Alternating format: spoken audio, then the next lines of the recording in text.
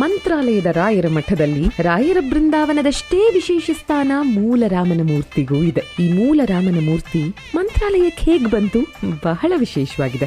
ಇದನ್ನ ಚತುರ್ಯುಗ ಮೂರ್ತಿ ಅಂತಾರೆ. ಇದರ ಕರ್ತೃ ವಿಶ್ವಕರ್ಮ. ಬ್ರಹ್ಮನ ನಿತ್ಯ ಪೂಜೆಗೆ ಈ ಮೂರ್ತಿಯನ್ನ ಮಾಡಿಕೊಡ್ಲಾಗುತ್ತೆ. ಸಾಕಷ್ಟು ಸಮಯ ಇದರ ಆರಾಧನೆಯನ್ನು ಮಾಡಿದ ನಂತರ ಲೋಕ ಕಲ್ಯಾಣಕ್ಕಾಗಿ ಇದನ್ನ ಬ್ರಹ್ಮ ಜಬಲ ಮುನಿಗಳಿಗೆ ಕೊಡ್ತಾನೆ. ಆನಂತರ ಇದನ್ನ ಶಿವ ಪಾರ್ವತಿ ಆರಾಧಿಸ್ತಾರೆ. ಅವರು ಇದನ್ನ ದಕ್ಷ ಪ್ರಜೇಶ್ವರನಿಗೆ ಕೊಡ್ತಾರೆ. ಅಲ್ಲಿಂದ ಇದು ಸೌಬರಿ ಋಷಿಗಳ ಕೈ ಸೇರಿ ಇವರ ಆರಾಧನೆಯ ಬಳಿಕ ಪುನಃ ಸತ್ಯ ಲೋಕವನ್ನ ಸೇರುತ್ತೆ. ತಪಸ್ಸಿನ ಫಲವಾಗಿ ಇದು ವೈವಸ್ವಾನ್ ಕೈ ಸೇರಿ ಆನಂತರ ತನ್ನ ಪುತ್ರ ವೈವಸ್ವತ ಮನುವಿನ ಕೈ ಸೇರುತ್ತೆ. ಸೂರ್ಯವಂಶದ ರಾಜ ಇಕ್ಷ್ವಾಕು ಇದನ್ನ ತನ್ನ ಕುಲದೇವರನ್ನಾಗಿ ಆರಾಧಿಸ್ತಾನೆ. ಹೀಗೆ ಇದು ಒಂದು ಪೀಳಿಗೆಯಿಂದ ಮತ್ತೊಂದಕ್ಕೆ ಬಂದು ಇದೇ ಇಕ್ಷ್ವಾಕು ವಂಶದ ದಶರಥನ ಕೈ ಸೇರುತ್ತೆ. ಈ ವಿಗ್ರಹ ರಾಮನ ವಿಗ್ರಹದ ಸಂಕೇತವಾಗಿಯೇ ತನ್ನ ಹಿರಿಯ ಪುತ್ರನಿಗೆ ದಶರಥ ರಾಮ ಅನ್ನೋ ಹೆಸರನ್ನಿಟ್ಟಿದ್ದು. ಅಂದಿನಿಂದ ವಿಗ್ರಹ ಮೂಲ ರಾಮ ಅಂತ ಕರೆಯಲ್ಪಡೋದಕ್ಕೆ ಶುರುವಾಯಿತು. ಶ್ರೀರಾಮ, ಸೀತೆ, ಲಕ್ಷ್ಮಣ, ಜಾಂಬವಂತ ಹೀಗೆ ಎಲ್ಲರೂ ಈ ಮೂಲ ರಾಮನ ಮೂರ್ತಿಯನ್ನು ಪೂಜಿಸಿದ ನಂತರ ಶ್ರೀರಾಮ ತನ್ನ ಭಕ್ತ ವೇದ ಗರ್ಭನಿಗೆ ಈ ಮೂರ್ತಿಯನ್ನ ಹಸ್ತಾಂತರಿಸ್ತಾನೆ. ಕೆಲ ಸಮಯ ಇದಕ್ಕೆ ಪೂಜೆ ಸಲ್ಲಿಸಿ ತೃಪ್ತಿಯಿಂದ ಶ್ರೀರಾಮನಿಗೆ ಅದನ್ನ ವೇದಗರ್ಭ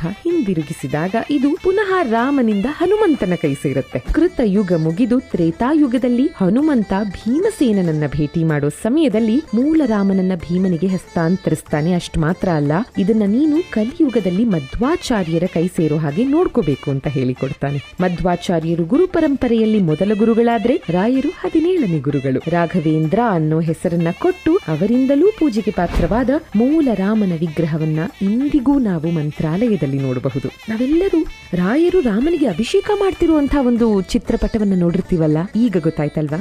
ರಾಯರು ಮೂಲ ರಾಮನಿಗೆ ಅಭಿಷೇಕ ಮಾಡ್ತಾರೆ.